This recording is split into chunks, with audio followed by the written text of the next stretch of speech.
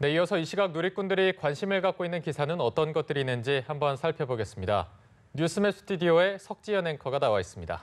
석지연 앵커, 오늘 아침 어떤 뉴스들이 관심을 많이 받고 있나요?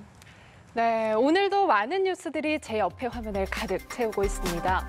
먼저 어제 북한이 맥스 선더 훈련을 비난하며 남북 고위급 회담을 취소한 후 일종의 기싸움을 벌이고 있다는 분석이 나오고 있는데요.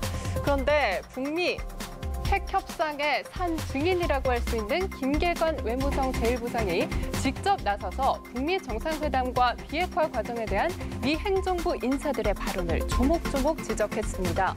북미 정상회담의 재검토까지 시사를 했는데요.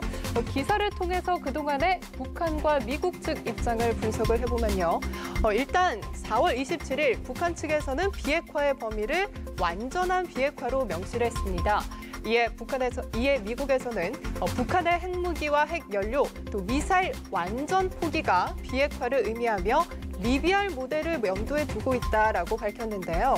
북한은 비핵화 문제에 대해서 단계적 또 동시적 조치를 통한 해결을 주장을 했습니다. 이에 미국 측에서는 반드시 영구적이고 검증 가능하며 불가역적인 비핵화가 보상 혜택 이전에 선행돼야 한다라고 주장을 하면서 계속해서 강경한 태도를 보이고 있었는데요. 결국에는 어제 북한이 리비아식 핵포기, 즉 선 핵포기 후 보상, 완전하고 또 검증 가능하며 되돌릴 수 없는 비핵화, 거기에 핵, 미사일, 생화학 무기의 완전 폐기 등 그동안 미국이 언급해왔던 비핵화 방식은 수용이 불가하다라고 말을 했습니다. 그러면서 북미 정상회담에 응할지 재고려하겠다 이렇게까지 밝힌 상황인데요.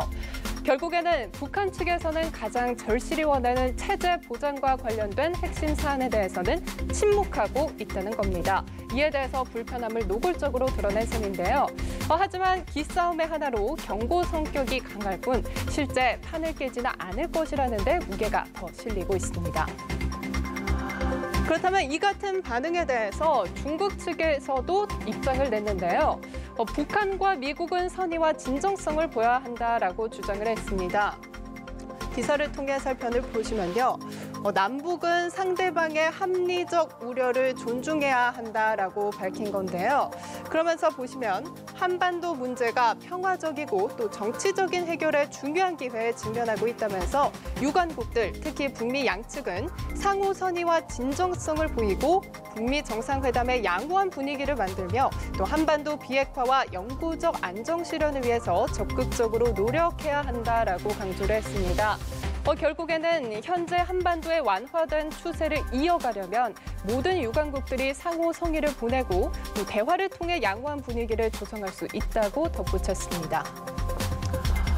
마지막으로 기습폭우로 인한 사고 소식 전해드리겠습니다. 다들 어제 요란한 천둥 번개 때문에 중간에 깨시거나 또 잠 설치신 분들 많으실 것 같습니다. 이렇게 어제 오후부터 요란하게 내린 비로 인해서 곳곳에서 비로 인한 돌발 상황과 또 사고가 발생을 한 건데요. 어제 자전거를 타던 시민이 급류에 휩쓸려 사망을 했습니다. 자세히 살펴보면요. 어제 오후 12시 25분쯤 서울 성북구 하월곡동 정른천 자전거 도로에서 자전거를 타던 남성이 실종됐다가 약 3시간 만에 숨진 채 발견됐습니다. 갑자기 불어난 급류에 휩쓸려 사고를 당한 것으로 보고 있는데요. 또한 코엑스몰 지하 1층에서는 10여 분 동안 천장에서 샌 물이 쏟아져 내려 이용객들이 불편을 겪었습니다. 또 선릉역 인근의 한 도로에서도 일시적으로 물이 발목 높이까지 차오르기도 했는데요. 오늘 또한 천둥 번개를 동반한 강한 비가 오는 곳이 있다고 하니까요. 이렇게 비로 인한 사고는 곳곳에서 발생하는 만큼 주의하셔야겠습니다. 지금까지 누리꾼들의 관심을 받는 이 시각 한 뉴스 살펴봤습니다.